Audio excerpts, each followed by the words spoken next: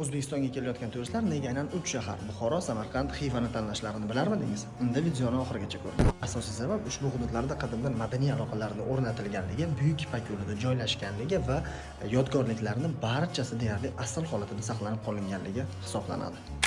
Bu omillar tabiiyki barcha davlat fuqarolarini, turistlarni O'zbekistonga jalb qiladi va ushbu shaharlar doimiy trenddan qolmaydi. Ushbu tarixiy shaharlarning uchalasi ham o'ziga xos tarixiy obidalari bilan mashhur va bemalol maqtan oladi. Hozirda turistlar orasida trendga aylangan Samarqand obidalariga keladigan bo'lsak, bunlar Registon, Shohizinda, Go'ramir va Ulug'bek observatoriyasini alohida ajratib o'tishimiz mumkin. Xalqaro islom hamkorlik tashkilotining Bokudagi 11-sessiyasida butun islom olamining turistik poytaxti nomini olgan Xiva shahri, ya'ni Xorazm viloyatida ham turli xildagi turistik majmualar, yodgorliklar mavjud. Ulardan Ichanqal'a, Dishanqal'a, Kunyaqal'a, Davlat qo'g'irchoq teatri va Avesto muzeyi alohida ajratib o'tiladi. Dunyoning 8-mo'jizasi deya tan olingan Poyikalon majmuasi joylashgan Buxoro shahrida ham o'ziga xos tarixiy obyektlar yetarli topiladi. Bundan Somoniylar maqbarasi, Mirzo Ulug'bek, Mir Arab madrasasi va bundan tashqari Labi hovuz ansamblida ham alohida keltirib o'tishimiz mumkin.